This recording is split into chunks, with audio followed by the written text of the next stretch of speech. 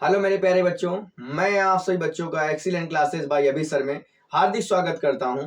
तो बच्चों, आज हम लोग उसी क्लास को अपनी रिवीजन क्लास में आगे बढ़ते हुए, तो कि आपकी बहुत ही नज़दीक क्लासें हैं जो यहाँ से ख़त्म हो जाएंगी। जो रिवीजन क्लास चल रही थी वो ख़त्म होने वाली है, तो आपकी बच्चे बस केवल एक क्लास बची हुई है। तो वो कौन सी क्लास है हमारी? तो भाई बस एक क्लास बची है, प्रायिकता। पिछली क्लास में हमने सांख्यिकी के विषय में पढ़ लिया है और सभी बच्चों ने मेरा वीडियो भी देख लिया होगा। तो बच्चों क्या करेंगे, सबसे पहली बात हम लोग आज चालू करेंगे प्रायिकता। बहुत ही इंपॉर्टेंट चैप्टर है। इस चैप्टर से मेरे प्यारे साथियों सवाल पेपर में जरूर से जरूर आता है, तो इसको समझते हैं। इसके कुछ कॉन्सेप्ट हैं, यदि आपको वो समझ में आ गए तो सवाल कोई भी प्रायिकता का गलत नहीं होगा आपसे बच्चों।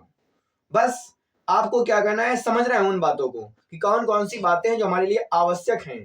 अगर यदि उन बातों को समझ लिया जाए तो इसका एक भी सवाल आपसे गलत नहीं होगा, मैं ये आपको गारंटी दे सकता हूं इस बात की। बस देखते हैं उन कॉन्सेप्ट को।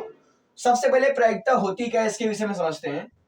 तो प्रायिकता का मतलब बस इतना सा होता है कि आपको बताना क्या है इसमें। तो आपको यहाँ पे सबसे पहली बात, तो कोई भी सवाल आएगा तो उसमें संभावनाओं से संबंधित सवाल आएगा। संभावना क्या होता है? जैसे मैं आपसे कहूं, सपोज दैट यदि आप ऐसा सोचें कि हमारे पास जैसे एक सिक्का उछाला जाता है, तो सिक्का यदि उछालते हैं आप, तो या तो बेटा उसमें हेड आता है या तो उसमें टेल आता है। क्या और भी कुछ आ सकता है क्या? नहीं आ सकता है। यानी या तो हेड आएगा या तो टेल आएगा। लेकिन कुछ लोग सोच रहे होंगे कि भैया खड़ा आ गया, खड़ा वाला नहीं माना जाना है। यानी कि अगर आने की संभावना देखी जाए तो या तो हेड आएगा या तो टेल आएगा। यानी कि कुल संभावनाएं दो हो गई हमारे पास। हुआ कि नहीं हुआ? तो बच्चों बस हमें यही समझना है कि इसकी कुल संभावनाएं कितनी है, और क्वेश्चन में फिर लिख के आएगा कि मुझे ये वाली घटना होने की प्रायिकता क्या होगी। तो आपको क्या करना है, जो होने वाली संभावना है उसको ऊपर रखते हैं और जो कुल संभावनाएं हैं उसको हमेशा नीचे रखते हैं। बस यही आपका प्रायिकता कहलाता है। क्या मैंने बताया भैया? प्रायिकता का भैया सूत्र अगर बात की जाए तो प्रायिकता के लिए आप फार्मूला क्या लगाएंगे? कुछ नहीं, आपको बस ये लगाना है। क्या लगाएंगे? अनुकूल घटनाएं। क्या बोलेंगे बेटा? अनुकूल घटनाएं। यानी जो अनुकूल का मतलब है, जो आपसे कहा गया है, जो भी क्वेश्चन कहा गया है वो कितनी प्रकार से घटनाएं हो रही हैं। और नीचे क्या रखेंगे? तो बच्चों आप नीचे रखेंगे कुल घटनाएं। यानी जो आपके पास टोटल घटनाएं होने की संभावनाएं हैं वो आप नीचे रखेंगे। घटनाओं को आप संभावनाओं से भी व्यक्त कर सकते हैं बच्चों। तो यहाँ पे मैंने एक बात बताई, अनुकूल घटना बटे कुल घटना करना है आपको, वहां से आपकी सीधा प्रायिकता निकलेगी बच्चों। दूसरी बात क्या समझना है कि प्रायिकता को काहे से दिखाते हैं? बेटा प्रायिकता को पीई से दिखाते हैं, ये भी बात आप याद रखेंगे। किसी कार्य के होने की प्रायिकता पीई होती है, किसी कार्य के होने की प्रायिकता पीई होती है। और साथियों एक बात याद रखेंगे कि भैया जो प्रायिकता का मान होता है वो सदैव एक के बराबर होगा या एक से छोटा होगा। और क्या होगा बेटा? जीरो के बराबर होगा या जीरो से बड़ा होगा। यानी क्या करेंगे, आपको एक बात याद रखनी मेरी, जो प्रायिकता का मान है, जो बेटा प्रायिकता जो पीई है हमारी, ये क्या होनी चाहिए? पहली बात तो एक से छोटी होनी चाहिए या एक के बराबर होनी चाहिए, पहली बात। दूसरी बात क्या है? यानी या तो बेटा ये जीरो से बड़ी हो या जीरो के बराबर हो। तो ये आपको कॉन्सेप्ट वेरी वेरी इंपॉर्टेंट है। यदि आपको ये नहीं याद है तो आप बहुविकल्पी में इसके जैसा अगर क्वेश्चन आ गया तो आप बिल्कुल नहीं कर पाएंगे बच्चों। तो आप याद रखेंगे जो प्रायिकता का मान होता है बच्चों, वो जीरो से या तो बड़ा होना चाहिए और एक से छोटा होना चाहिए। यानी हम एक बात कह सकते हैं कि प्रायिकता का मान जीरो और एक के बीच में होना चाहिए बच्चों। ये बात आप याद रखेंगे हमारी। जैसे क्या नहीं हो सकता है इसमें आंसर, तो पहली बात तो मैं बताता हूं कि जो प्रायिकताएं नहीं हो सकती हैं, प्रायिकता क्या क्या नहीं हो सकती इसको जरा समझते हैं। प्रायिकता नहीं क्या क्या हो सकती है, अगर आपसे पूछ लिया जाए इसमें कौन सी प्रायिकता नहीं है, तो पहली बात तो बेटा अगर यदि कोई भी वैल्यू ऋणात्मक वैल्यू दी हो, क्या दी हो, कोई भी यदि आपके पास ऋणात्मक मान दे दिया जाए तो वो नहीं होगा। जैसे -2, -3, -4/5, ऐसा कुछ भी वैल्यू आएगी तो आप समझ जाएंगे कि वो प्रायिकता नहीं होगी। पहली बात कि ऋणात्मक मान नहीं होना चाहिए। दूसरी बात बेटा, दूसरी बात, अच्छा मैं कहां से निकाल रहा हूं ये बातें? इसी से बेटा, क्योंकि जीरो से छोटा मैंने कहा नहीं होना चाहिए, जीरो से बड़ा होना चाहिए। तो भैया माइनस का तो मान जीरो से छोटा ही होता है ना। हाँ हाँ बिल्कुल, जीरो से छोटा होता है। यानी कि ऋणात्मक वाला मान नहीं ले सकते हैं बिल्कुल भी। हाँ बिल्कुल नहीं लेंगे हम लोग। और दूसरी बात क्या है कि एक से बड़ा भी नहीं होना चाहिए। यानी आपके पास यदि आपके पास ऐसा लिख दिया गया, यदि आपकी मैं धनात्मक की बात करूं और धनात्मक में भी ऐसा मान आ जाए 1.25 आ जाए बच्चों, यदि आपके पास 5/3 आ जाए, यदि आपके पास 7/4 ऐसा कुछ आता है, यदि उसका मान 1 से अधिक हो जाता है तो ऐसी कंडीशन में वो भी आपका मान प्रायिकता का नहीं हो सकता है, यानी 1 से ज्यादा भी मान हम लोग नहीं ले सकते हैं बच्चों। तो ये बात आप जरूर से जरूर याद रखेंगे। हाँ, एक और पार्ट आता है, ये बेटा प्रायिकता होने में आएगा। प्रायिकता किसमें आएगा? अगर होने की बात करेगा बेटा, आपसे यदि परसेंटेज में कोई भी वैल्यू दे दे, प्रतिशत में कोई भी वैल्यू दे देगा तो सदैव वो प्रायिकता की श्रेणी में ही आएगा। ये बात आप याद रखेंगे। प्रतिशत की बात करेगा तो आपका वो प्रतिशत वाला मान हमेशा प्रायिकता के मान में वेरी करेगा बच्चों। इस बात को आप जरूर ध्यान रखेंगे हमारी। तो मैंने आपको बता दिया, किसी कार्य के होने की प्रायिकता को पीई से प्रदर्शित करते हैं। यदि आपसे कहा जाए भैया कार्य ना होने की कार्य यदि ना होने की बात कर दिया जाए तो कार्य ना होने की दशा में आप उस जगह पे पीई बार का प्रयोग करेंगे। किसका प्रयोग करेंगे? पीई बार से प्रदर्शित करते हैं। उसकी प्रायिकता को कैसे दिखाते हैं? पीई बार से दिखाया जाता है जब कार्य के ना होने की प्रायिकता कही जाए, यानी किसी कार्य के होने की ना यानी कार्य के ना होने की प्रायिकता पूछी जाए तो उसे बच्चों पीई बार से दिखाएंगे। और एक वेरी वेरी इंपॉर्टेंट फार्मूला यहां से सूत्र याद रखेंगे। क्या सूत्र है भैया? जो आपके किसी कार्य के होने की प्रायिकता, मैंने कहा बेटा उसको पीई से दिखाते हैं, और बेटा किसी कार्य के ना होने की प्रायिकता की बात की जाए उसको पीई बार से दिखाते हैं। बेटा जो इन दोनों का योगफल है, बेटा जो इन दोनों का योगफल है वो सदैव 1 के बराबर होता है। सबसे ज्यादा क्वेश्चन आपके इसी फार्मूले से लगते हैं बच्चों, तो ये फार्मूला आपको याद होना चाहिए। किसी कार्य के होने की प्रायिकता में यदि आप किसी कार्य के ना होने की प्रायिकता को जोड़ देते हैं तो उसका योगफल बच्चों सदैव 1 के बराबर आता है। ये बात आपको जरूर से जरूर याद होनी चाहिए बच्चों। तो इतनी बातें सीख लिया है, अब समझते हैं थोड़ा सा आगे के पॉइंट जो इसके इंपॉर्टेंट पॉइंट में से आता है, समझते हैं उसको। यदि मैं बच्चों आपसे बात करूं कि अब प्रायिकता में क्या पढ़ना है, तो हमें बेटा पढ़ना है पासा। तो पासा क्या होता है? तो सभी लोगों ने बच्चों लूडो तो खेला ही होगा। लूडो में जो हमारा पासा यूज किया जाता है वही पासा हमें यहाँ पर पढ़ना है, वही पासे के बारे में जानकारी प्राप्त करनी है। फिलहाल तो आप लोग जानते हैं उसमें क्या क्या होता है, मैं फिर भी आपसे एक बार पूछना चाहता हूँ, भैया पासे में कितने फलक होते हैं? तो फलक आप बताएंगे 6 फलक होते हैं। कितने फलक होते हैं? 6। तो बेटा 6 फलकों में क्या क्या काउंटिंग लिखी होती है?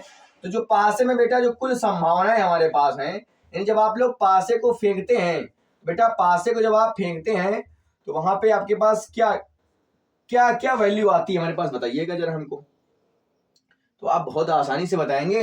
क्या बताएंगे कि सर उसमें तो या तो 1 आएगा, या 2 आएगा, या 3 आएगा, या 4 आएगा, या 5 आएगा, या तो 6 आएगा। क्या 7 भी आ सकता है क्या बच्चों? नहीं आ सकता है, बिल्कुल नहीं आ सकता है। क्यों? क्योंकि 7 तो पासे में लिखा ही नहीं होता है ना, इसलिए 7 कहां से आ जाएगा? बिल्कुल नहीं आएगा। यानी कुल संभावनाएं पासे पे प्राप्त करने की 6 प्रकार से हैं। यानी पासा हमने फेंका बच्चों, या तो उसमें 1 आ गया, या 2, या 3, मतलब ऐसा करके कुछ भी आ सकता है। तो आपसे कुल संभावनाएं यदि पासे के पूछेगा तो बेटा 6 बताएंगे आप, इस बात को याद रखेंगे। एक बार पासे को फेंकने पर प्राप्त कुल प्रतिदर्श समष्टि बोलते हैं इनको। इनको क्या बोलते हैं? इनका दूसरा नाम भी याद रखिए, इनके जो कुल प्रतिदर्श समष्टि कहलाते हैं। बेटा क्या कहलाते हैं? कुल प्रतिदर्श समष्टि कहलाते हैं। इसको भी आप याद रखेंगे, प्रतिदर्श समष्टि के नाम से भी इन्हें जाना जाता है बच्चों। तो ये इनके कुल प्रतिदर्श समष्टि समझ लीजिए, ये कुल संभावनाएं समझ लीजिए, जो भी समझे बस समझ लीजिए आप केवल यहाँ पर। तो मैंने कहा कुल संभावनाएं 6 निकल आई, तो आपको ये बात याद रहनी चाहिए। और दूसरी बात, यदि आपसे बच्चों कह दिया जाए कि यदि 2 पासे फेंक दिए जाए, कितने पासे? 2 पासे। यदि बेटा आपके पास 2 पासे फेंके जाएंगे तो आप एक और बात याद रखेंगे कि भैया 2 पासे फेंकने पर कुल कितनी संभावनाएं बनेंगी? तो आपको यहाँ याद रखनी है 6 की घात 1 बार फेंका गया तो 1 आप लगा देंगे घात में। यदि 2 बार फेंका गया तो बेटा 2 लगा देंगे। इसका मतलब जो हमारे पास जब 2 बार पासे को फेंका जाएगा या एक साथ 2 पासे फेंके जाते हैं तो बच्चों उन पर कुल प्रतिदर्श समष्टि कितने हो जाएंगे? 36 हो जाएंगे। यानी कि जो कुल संभावनाएं हैं वो कितनी निकलेंगी? 36 निकलेंगी। ये बात भी आप याद रखेंगे बच्चों। तो फिलहाल हम लोग बात करेंगे एक बार पासा फेंकने की। किसकी बात करेंगे? एक बार यदि पासा फेंका जाए, यदि एक बार पासा फेंका जाए तो क्या प्रभाव पड़ेगा इस पर? तो भैया एक बार जब पासा फेंका जाएगा तो आपको याद रखना है इसमें सम संख्याएं कौन कौन सी हैं। सम संख्या कौन सी है बेटा? और बेटा मैं बात करूं तो विषम संख्या भी आपसे पूछ सकता है, तो आपको बेटा विषम संख्या भी पता होनी चाहिए। और बेटा मैं बात करूं तो आपसे पूछ सकता है अभाज्य संख्या। कौन सी बेटा? अभाज्य संख्या की बात कर सकता है वो आपसे। तो अभाज्य संख्याएं, सम संख्याएं, विषम संख्याएं आपको पता होनी चाहिए। जैसे मैं पूछूं सम संख्याएं कौन कौन सी हैं, तो आप कहोगे 2, 4, 6 बता देंगे। विषम संख्याओं की बात करूंगा तो आप कहेंगे 1, 3, 5 हो जाएंगी। और अभाज्य संख्या की बात करेंगे बच्चों तो आप कहेंगे 2, 3, 5 बता देंगे आप। तो ये आपके पास 3 बातें लिखी मैंने जो वेरी वेरी इंपॉर्टेंट है। आपको ये बातें पता होनी चाहिए कि सम संख्याएं कौन सी होती हैं और विषम संख्याएं कौन सी होती हैं तथा अभाज्य संख्याएं कौन सी होती हैं। तो बच्चों इनसे सवाल आता है हमारे पास, कहता है कि यदि बताइए सम संख्या आ जाए तो सम संख्या आने की प्रायिकता क्या हो जाएगी। यानी आपने पासा फेंका तो बताइए, मैं सीधा कहता हूं कि आप बताइए मुझे सम संख्या आने की प्रायिकता क्या होगी। यानी सम संख्या आने की प्रायिकता यदि आपसे कह दे बेटा, क्या पूछ दे? आने की यदि आपसे बच्चों प्रायिकता का मान पूछ लिया जाएगा तो आप क्या बताएंगे? तो बेटा जो आने की संभावना है बटे कुल संभावना वाला ही सूत्र क्या करेंगे? रख देंगे। तो बेटा आने की संभावना बटे कुल संभावना का मान रख देंगे और हमारा डायरेक्ट बच्चों आंसर निकल के आएगा। बच्चा आने की कुल संभावना मतलब आप ये नहीं करेंगे कि 2, 4, 6 रख देंगे, ना ना ना ना भैया, 2 लेकर आओ, चाहे 4 लेकर आओ, चाहे तो आप 6 लेकर आओ। यानी हमारे पास 3 लोग हैं, एक का नाम है 2, एक का नाम है 4 और एक का नाम है 6। यानी 3 लोगों में से आप कोई भी एक ले आओ, हमारा काम हो जाएगा, क्योंकि ये सभी सम संख्याएं हैं। भैया जब सम संख्याएं हैं तो 3 लोगों में से कोई भी ले आओ, तो आने की संभावना है कुल 3 है हमारे पास। लेकिन बच्चों अगर बात करें कुल कितने लोग हैं इस पासे पर, तो पासे पर तो भैया कुल 6 लोग हैं ना। एक बार पासा फेंकते हैं तो 6 प्रकार से निकल सकता है। यानी कुल संभावनाएं कितनी आएंगी? 6। बच्चा आपको 3 का पहाड़ा आता है, 3 दूनी 6 काटेंगे और यहां से हम निकालेंगे आंसर 1/2 आंसर निकलेगा बच्चा यहां से। तो आप याद रखेंगे यदि सम संख्या आने की प्रायिकता कहेगा तो आप बताएंगे आने की संभावना बटे कुल संभावनाएं। आने की संभावनाएं 3 है और कुल संभावनाएं हमारे पास 6 दी गई हैं, इसीलिए इसका आंसर निकल के आएगा 1/2 निकल के आया। इसी तरह अगर बच्चों बात की जाए विषम संख्या आने की प्रायिकता, तो विषम संख्या में भी आप वही करेंगे जो आप पहले करके आए हैं। क्या कि भैया आने की संभावना, तो आने की संभावना में फिर से कितने लोग मिले हमको? 3 लोग मिले। मैं बार बार कह रहा हूं इस बात को कि आप 1, 3, 5 से मतलब नहीं है, कितने लोग हैं ये हमारे पास बात ज्यादा इंपॉर्टेंट है। तो कितने लोग हैं? 1, 2, 3 लोग हैं, बस बात ऊपर 3 की हो जाएगी और कुल टोटल लोग एक पासे में 6 लोग होते हैं। यानी आंसर आएगा 1/2 फिर से निकल के आएगा, क्योंकि 3 दूनी 6 होता है यहाँ पे प्यारे साथियों। अगर बात करें अभाज्य संख्या आने की, तो सेम टू सेम ऐसे ही चिपका देना है बच्चों यहाँ पर भी। क्यों? क्योंकि यहाँ पर भी कितने लोग मिले हमारे पास? 3 लोग मिल गए। कुल कितने लोग हो जाएंगे? तो फिर से वही बात, 3 दूनी 6 हो जाएंगे। यानी यहाँ पे आंसर हमारा निकलेगा 1/2 फिर से आंसर निकल आया। तो आप देखिए कितने आसान और कितने अच्छे सवाल है ये। तो आपको इस तरह के सवाल यदि आते हैं तो आप आसानी से उन सवालों को हल कर सकते हैं और उनका आंसर भी आप आसानी से कितने देखिए अच्छे शब्दों में भी आप दे सकते हैं। फिलहाल बच्चों आपको अगर ये तरीका अच्छे से आ गया है तो हमारे चैनल को सब्सक्राइब और लाइक जरूर करिए हमारे वीडियो को। बच्चों इसी तरह हम आगे अगर समझें तो यदि आपके पास, मैंने पासे की तो बात कर लिया, पासे से आने वाले क्वेश्चंस की बात कर लिया, लेकिन अब हम लोग बात करेंगे बच्चों सिक्के की। सिक्के से क्वेश्चन कैसा आएगा? तो अगर बात करें हम लोग सिक्के की, तो मैं इधर थोड़ा आपको समझाना चाहता हूं कि सिक्के से रिलेटेड क्वेश्चन कैसा आता है। तो आपको थोड़ा समझना पड़ेगा कि भैया सिक्का वाला क्वेश्चन किस प्रकार से आएगा, बताइए जरा हमको। तो हाँ मैं आपको बताता हूं। बेटा सिक्का जो होता है, तो सिक्का जब आप लेते हैं तो एक तरफ होता है हेड, यानी कि एक तरफ होता है मक्खी जिसे बोलते हैं मख, और एक तरफ होता है सन जिसे बोलते हैं आप टेल बोलते हैं बच्चों। तो यहाँ क्या करेंगे बेटा, जब आप सिक्का उछालते हैं तो सिक्का पर यानी सिक्के पर आने की जो कुल संभावनाएं हैं, यानी सिक्के पर आने की जो कुल प्रतिशत समष्टि है, तो बेटा जब सिक्का उछालते हैं तो सिक्के पर प्राप्त संभावनाएं, यानी सिक्के पर प्राप्त संभावना का फार्मूला होता है 2 की पावर n होता है। उसी तरह अगर यहाँ पासे की बात करें तो पासे के लिए भी आप 6 की पावर n लगा सकते थे। यानी अगर एक बार हमारे पास सिक्का उछाला गया तो आप लिख देंगे 2 की पावर 1 यानी कि 2 आंसर आएगा। यदि आपका सिक्का 2 बार उछाला जाता है तो आप सीधी सी बात 2 की पावर 2 यानी कि 4 बार निकाल देंगे इसके आंसर। इसका मतलब 4 तरीके से उसको निकाला जा सकता था। यदि बेटा आपने यहाँ पे 2 की पावर 3 कर दिया है यानी सिक्के को 3 बार उछाल दिया है तो इसका मतलब 8 आएगा। तो इतनी बात तो समझ में आ ही गई है सभी को। तो फिलहाल हम लोग एक एक बात इसकी समझ कर चलेंगे, कैसे सवाल हमारे पास आ सकते हैं। जैसे मैंने मान लिया एक सिक्के को मैंने एक बार उछाला, तो सिक्का जब मैंने बच्चा एक बार उछाला तो जब एक बार उछाला तो उस पर हेड आने की प्रायिकता क्या हो जाएगी। तो भैया मैंने एक बात बताई कि जैसे ही आप सिक्का उछालेंगे तो सिक्का उछालने पे 2 लोग आ सकते हैं, या तो हेड आएगा या तो टेल आएगा। क्या और कोई भी आ सकता है? कोई यहाँ पर नहीं आ सकता है। यानी मैंने आपसे कहा कि हेड आने की प्रायिकता बता दो, तो हेड यहाँ पे कितने प्रकार से आ सकता है भैया? तो हेड तो एक ही प्रकार से आ सकता है, क्योंकि हेड तो एक ही आदमी के पास एक नहीं है। हाँ, तो आने की संभावना तो एक है, लेकिन जो कुल संभावनाएं हैं, कुल कितने लोग हैं यहाँ पर? 2 लोग हैं। इसका आंसर आएगा 1/2 आएगा निकल के। तो इस तरह से छोटे छोटे सवाल आपके सिक्के से रिलेटेड भी सवाल आते हैं। तो सिक्के में आप याद रखेंगे कि भैया जब एक बार सिक्का उछाला जाता है तो वहां पे कुल कितने लोग मिल सकते हैं? 2 लोग मिलेंगे। मैंने बताया भी आपको कौन से 2 लोग, तो हेड और टेल मिलेंगे। यदि आपने सिक्के को 2 बार उछाल दिया है तो 2 बार जब उछालेंगे तो भैया क्या क्या मिलेगा मैं बताता हूं आपको। तो 2 बार जब उछालेंगे तो हो सकता है दोनों बार भैया हेड हेड आ गया हो पहली दशा में, हो सकता है अगली बार पहली बार तो हेड आ गया लेकिन दूसरी बार में टेल आ गया हो बच्चों, लेकिन हो सकता है अगली तीसरी बार में उछाला जब तो हो सकता है दोनों जगह पे क्या आ गया हो? टेल आ गया हो। या हो सकता है पहले टेल और बाद में हेड आ गया हो। तो ये इस प्रकार से आपकी जो कुल संभावनाएं हैं, जब 2 बार उछालेंगे सिक्के को तो ये जब 2 बार उछालेंगे तो इस तरह से 4 लोग मिल जाएंगे हमको। कितने लोग मिलेंगे? 4 लोग मिल जाएंगे। तो इस तरह के क्वेश्चन में भी आपसे यदि पूछ लिया जाए कि 2 बार हेड आने की प्रायिकता क्या हो जाएगी, भैया 2 बार हेड यहाँ पे कितनी बार आया है? 2 बार हेड तो खाली एक ही बार आया है। और कुल कितने लोग हैं? तो 4। इसका मतलब इसका आंसर आएगा 1/4 आ जाएगा इसका आंसर। तो आपके पास अगर सिक्के से संबंधित सवाल आएगा तो आप इस तरह से उस सवाल को लगा देंगे। बच्चों हम लोग बात करेंगे ताश की गड्डी की। तो भैया ताश की गड्डी तो सभी लोग जानते ही होंगे, नहीं जानते तो फिर भी आप आज जान जाएंगे ताश की गड्डी में क्या क्या होता है। भैया ताश की गड्डी में कुल पत्तों की संख्या पहली बात कितनी होती है? तो सबसे पहली बात यही है कि कुल संभावनाएं। भैया कुल संभावना का मतलब वो कुल कितने लोग?